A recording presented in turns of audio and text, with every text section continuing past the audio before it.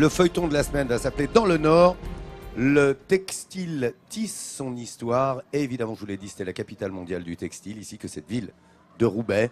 Nous allons nous y intéresser toute la semaine et tout vous faire découvrir sur ce textile. Nathalie, c'est le premier épisode. Et tu vas nous parler d'une école de mode. Quelle bonne idée! On va parler de mode en effet, car si la première école de mode au monde a été créée à Paris en 1841, celle de Roubaix, elle a été créée à la fin de l'ère textile, il y a une vingtaine d'années. C'est une école d'une telle qualité qu'elle a engendré de belles histoires comme celle d'une élève qu'Agatha Ruiz de la Prada a embarquée dans ses valises à l'occasion d'une visite, ou même d'un autre des élèves qui est devenu le bras droit de Monsieur Christian Lacroix. Oui, Roubaix, capitale de la mode. À Roubaix, le textile fait partie du quotidien. Et malgré les nombreuses fermetures d'usines dans les années 80, une école de mode a fait le pari de venir s'y installer. Dans ces murs, près de 300 élèves se forment au métier de la mode. Pendant 3 ans, ils apprennent toutes les ficelles, de la création, de la couture, du design. Un savoir-faire qui a fait la renommée de l'école dans le monde entier. Et ce matin, c'est un moment crucial pour Evin.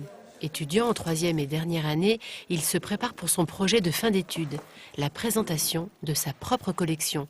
Alors à quelques minutes de l'entretien, le stress commence à monter. La boule au ventre.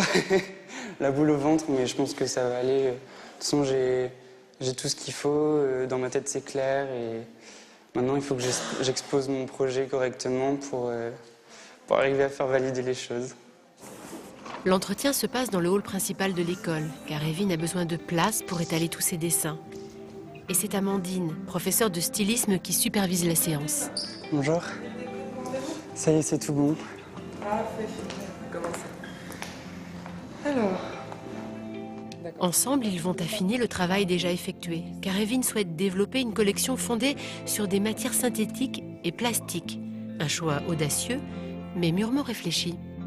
Vraiment, moi, l'intérêt, c'était d'utiliser la matière latex pour la travailler autrement qu'on la voit d'habitude. Donc, pas la travailler près du corps, vraiment.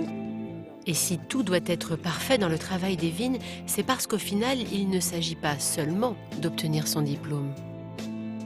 Tout ce travail, qui est l'aboutissement de ma scolarité, va me donner une nouvelle identité pour le monde du travail par la suite. Et à la différence d'autres écoles, Amandine n'est pas là pour juger ou sanctionner, mais plutôt pour accompagner Evin, afin qu'il donne le meilleur de lui-même. C'est ça notre travail à nous. Et dans la mode, c'est ce qu'on nous demande. On n'est pas là pour juger, on est là pour sublimer les choses et qu'elles soient techniquement parfaites. Et pour Amandine, la journée est loin d'être terminée. Elle se rend maintenant dans l'atelier maison de couture pour prendre des nouvelles du travail d'Anaïs. Ici, donc on est en train d'étudier un petit peu la longueur, faire le prototype. Également étudiante en 3e année, Anaïs vient de remporter un concours pour créer la robe du personnage Peau d'âne pour un grand événement culturel. Anaïs doit donc porter le projet à terme en gérant ses amies étudiantes comme une directrice de maison de couture. Ce qui serait bien aussi, c'est qu'on continue le bustier pour pouvoir le présenter vendredi. Et si les contours de la robe semblent déjà largement définis, Anaïs est encore dans une phase de recherche concernant le choix des matières, une étape primordiale dans la création d'un costume. Sur Peau d'âne, on a décidé de travailler autour de la plume, du miroir, des sequins et des paillettes. Donc on fait des pièces d'études en amont pour pouvoir voir comment on va réaliser, quelles sont les finitions qu'on va apporter. L'atelier prend des allures de fourmilière, car il faut respecter les délais. Chacune a un rôle bien précis. Pour Anaïs, il s'agit de superviser l'ensemble, et ce n'est pas toujours évident.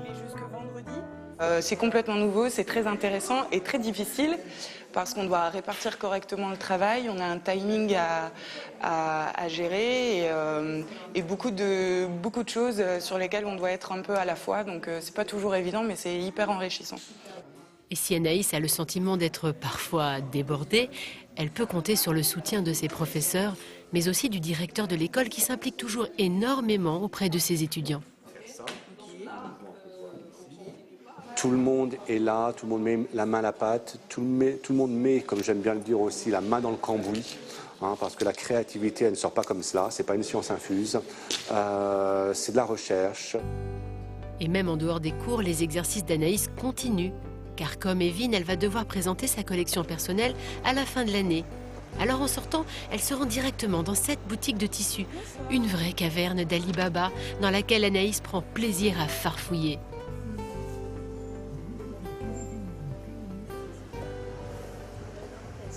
Ah, super. Parfait. C'est un petit peu notre matière première.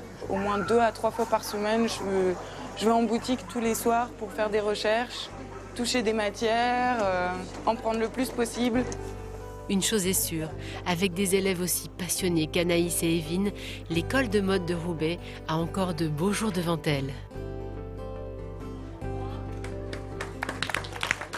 Je vous disais que c'était une école d'exception qui C'est engendrait remarquable de le belles travail qui est histoires. fait là. Peut-être qu'Anaïs vivra une belle histoire elle aussi. En tout cas, quand on était là-bas en reportage il y a un petit mois, elle était en train de confectionner une robe pour une robe de peau d'âne dans le cadre d'un événement important de Mons, capitale européenne de la culture 2015. On est revenu à l'école pour voir comment Anaïs terminait cette robe. Alors, elle avait quasiment terminé la base de la robe et là, elle travaille le volume avec des tulles, avec pas mal d'autres accessoires et d'autres matières pour que la robe ait du volume. Je vous rappelle que c'est la robe de peau d'âne. On doit être vraiment voilà, avec le bonnet de peau d'âne, dans une ambiance un petit peu féerique. Elle est toujours accompagnée de sa professeure qui lui donne les derniers conseils, qui l'aide à finaliser cette robe. Mais c'est vrai qu'Anaïs, elle a vraiment tout d'une grande. On a l'impression que c'est déjà une couturière. Elle fignole, elle met ces détails qui font que cette robe va devenir magique. Et on l'imagine bien, cette robe, sur scène, au milieu d'une ambiance très peau d'âne. On est vraiment dans un moment de rêve. Et c'est ça aussi que ces écoles apprennent aux élèves, à nous vendre du rêve. Anaïs, elle est derrière, elle est un petit peu timide. Voilà, elle est grande, elle nous fait... Bravo, elle va nous faire un petit coucou, elle se cache. Ouais, mais bravo, félicitations. En tout cas, voilà, c'est joli travail. Roubaix est vraiment la capitale de la mode. Ah ben ça l'est, capitale de la mode, capitale du Bravo textile, à tous on vous ces l'a élèves. dit. Et on y pense à la façon dont on a tissé. On en parlera avec ce feuilleton d'ailleurs tous les jours, puisque ce sera consacré justement au travail ici du tissage et de la mode. Vincent.